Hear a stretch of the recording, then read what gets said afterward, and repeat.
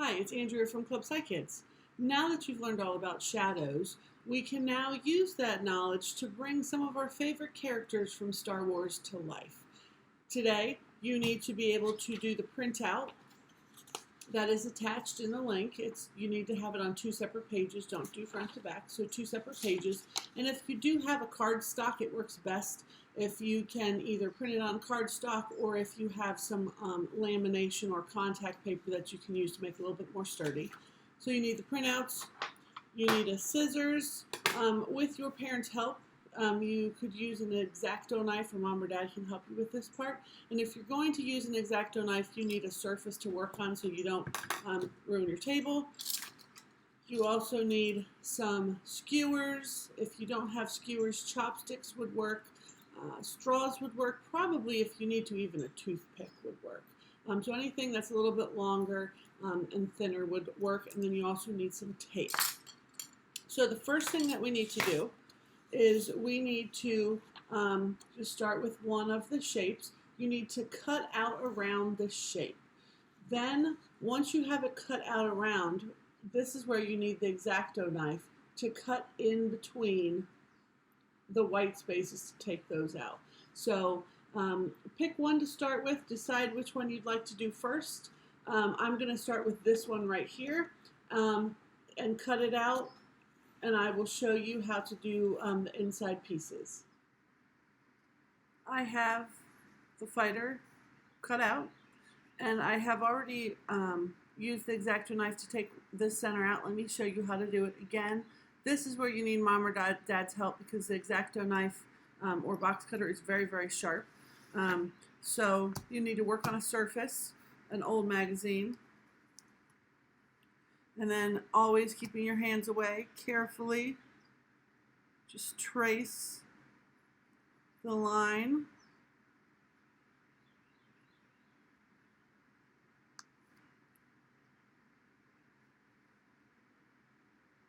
It's okay if it's not perfect. Once you have cut it, all you need to do is just push it through. And you have this, so go ahead and complete the rest of them, and then I'll show you the next step. I have my three shapes totally cut out, and now what it is time to do is to attach the skewer or the straw, whatever you have that will serve as the handle. So let's go ahead and look how you do that. Start with one at a time. Some of them are easier than others. I'm going to put the sharper end up at the top just so it's a little bit safer. Take your tape,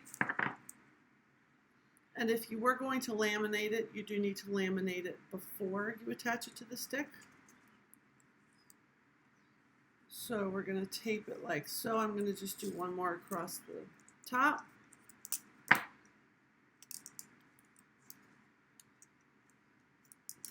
Okay, there's one. Now, this one's going to be a little bit more difficult just because there's not a lot of space.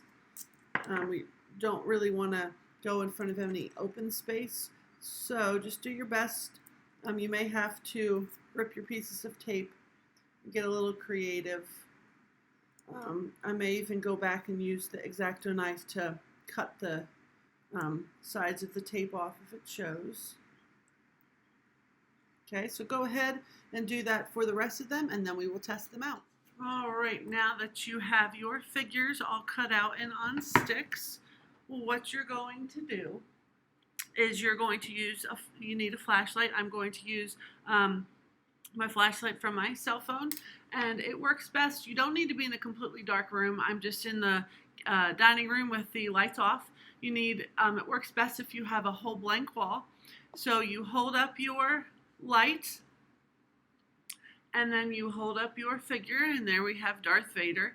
Now, just like we learned from the videos, that the closer you hold the object to the light source, the bigger the shadow will be. So if we want a big Darth Vader, we're going to hold him closer. If we want to see his whole body, then we're going to hold him further away. We have R2-D2, so if we want a nice size R2-D2, Here he is. If you want him a little bit bigger, you're going to bring him closer. If you want him smaller, you're going to hold him further away. And we have our ship. Okay, now the cool thing is now that you have all of your puppets, if you set your light source up, let's see if I can do that, then you can make your own story with all of your puppets and have them all interact with each other. So you have all sorts of other characters. This is also a great way to make up your own stories. So I hope that you have a great time with your Star Wars shadow puppets, and may the force be with you. I'll see you tomorrow.